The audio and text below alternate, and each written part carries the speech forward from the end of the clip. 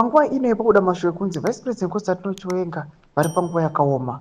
Tinoona kuti panapa he is suffering aiwa pamusoro pekuita tsitsi aiwa dzekurwira someone on his life which was in danger.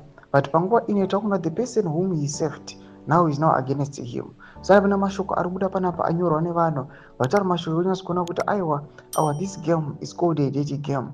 Not about subscribe or like or turn the bell icon.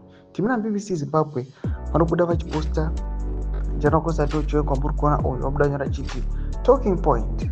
He sacrificed his life protecting ED when Mugabe was after him. When ED was poisoned, he also played a big role to make sure ED's life was saved. Before resigning, Mugabe told him, instead of allowing ED to take over, he should take over the office of the president, but he refused and supported ED to become the president. Today, ED's friends in ZANU-PF are calling him names, someone who can't pronounce L, unelectable, and ED is quite as if it's normal. Does the man deserve all this? Let's talk. Domashkwaruya panapa arutogona zvenzi aiwa unofunga kuti General Chiwenga unodeserve this here.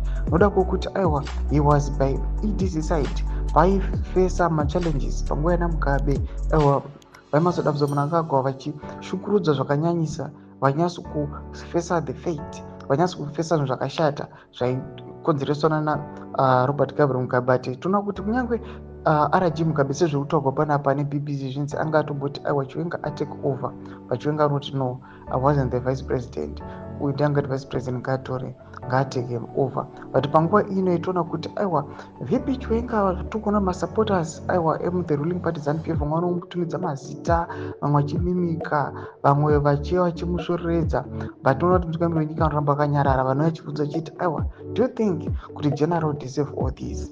Tudze mafunguro enyu muri kudii pamusoro pechitiko ichi? Vabvina comment section medu kudze mafunguro enyu, so subscribe or like, to turn the bell icon.